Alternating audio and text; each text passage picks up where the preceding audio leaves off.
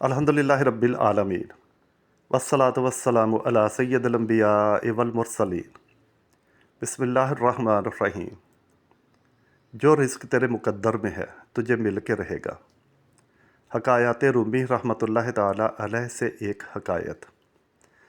حضور نبی کریم صلی اللہ علیہ وآلہ وسلم کا فرمان مبارک ہے کہ تو اللہ تعالیٰ سے رزق مانگے یا نہ مانگے، تیرے نصیب کا رزق تیرے پاس دوڑا چلائے گا۔ رسول پاک صلی اللہ علیہ وآلہ وسلم کا یہ فرمان مبارک جب ایک عابد و زاہد شخص نے سنا تو اس نے سوچا کہ اس فرمان کو آزمایا جائے۔ چنانچہ وہ اپنے گھر سے دور ایک سنسان جگہ پہ چلا گیا، جہاں نہ پانی تھا نہ کھانے پینے کی کوئی چیز۔ وہ ایک پہاڑی کے دامن میں تھوڑی سی جگہ بنا کر لیٹ گیا کہ اس جگہ پر اللہ مجھے کس طرح رزق پہنچائے گا۔ ابھی اسے وہاں لیٹے کچھ ہی دیر گزری ہوگی کہ ایک قافلہ راستہ بھول کر اس طرف آ نکلا۔ انہوں نے دیکھا کہ یہ آدمی دنیا سے بے خبر یہاں پڑا ہے۔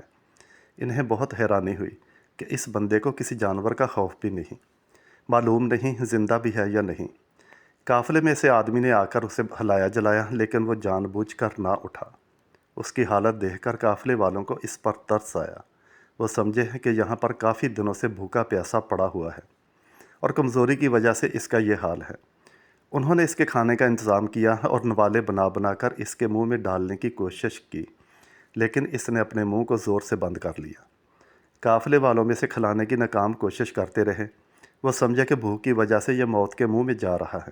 اگر ہم نے کچھ نہ کیا تو یہ مر جائے گا، ہمیں کسی نہ کسی طرح اسے کچھ کھلانا ہوگا۔ انہوں نے مشورہ کیا کہ ایک چھری کی مدد سے اس کا منہ کھول کر نوالے اس کے منہ میں ڈالے جائیں۔ جب اس شخص نے چھری کا سنا تو خوف کے مارے اپنا منہ کھول دیا اور ان لوگوں نے اسے کھلانا شروع کر دیا۔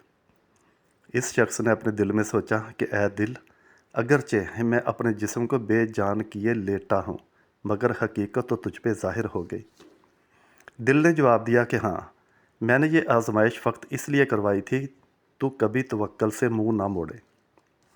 ایک بات یاد رکھیں کہ لالچ اور ہوس تو بالکل گدھا پن ہے۔ اس کے بعد اس شخص نے توبہ کی اور مان گیا کہ ہر کسی کو اپنے اپنے نصیب کا رزق مل کر رہتا ہے۔ سبحان اللہ۔